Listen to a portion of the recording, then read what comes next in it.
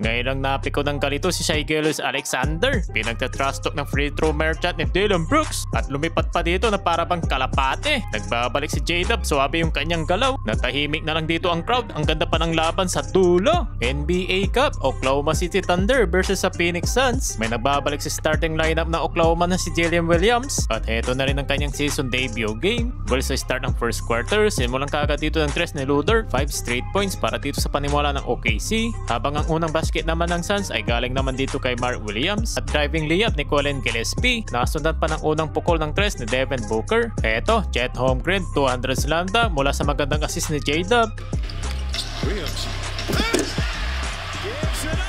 At unang napa-timeout naman dito ang visiting team. After ng timeout, unang assist ni SGA ay mula naman dito sa corner 3 ni Wallace. Yun nga lang, nakabawi naman dito ng counted and one si Devin Booker. Mukhang tinamaan doon sa mukha itong si Books. Nakakapagtala na rin dito ng unang basket si SGA. Kinaliwa pa yung layup na nasundan pa ng backdoor cut ni Alex Caruso. Eto mga idol, 3 defenders para kay Shai Gilgeous. Ang ganda ng kanyang ginawang assist na iwan doon si Williams. Pasok yung tres. Papatapos naman dito ang first quarter. Nakakapag-commit pa ng foul si Jalen Williams at nabigyan ng true free throw si Jordan Goodwin. Muling tumabla yung talaan, 25-25. Sa start ng second quarter, J-Dub, ganda ng kanilang pasahan, steals and ang dunk. 2-on-1, floats it, got it right.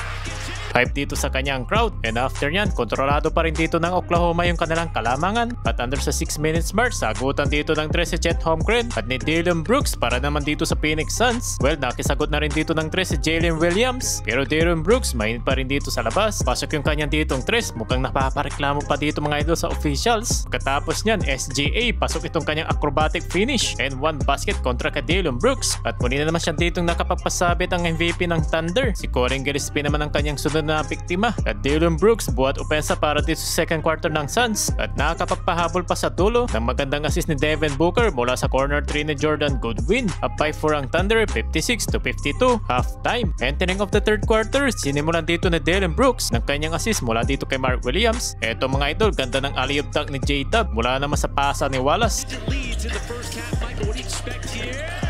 Sinundan pa dito ng pull-up jumper ni Wallace kontra kay Gillespie at Shai Gilgeous-Alexander. Muli na naman ditong nakakapagpasabit. Foul dyan si Devin Booker. Nagtrastukan naman dito si SGA at Dillon Brooks. At mukhang napiko si Shai Gilgeous. Malakas kasi mang asar itong si Brooks. And after niya, nakontrol na nga dito ng laban yung Oklahoma na kung saan pumalo na nga dito sa double-digit lead. Leading scorer na nila dito si SGA with total of 18 points, 55% shooting from the field. Ang lupit pa dito ni Chet Holmgren sa ilalim.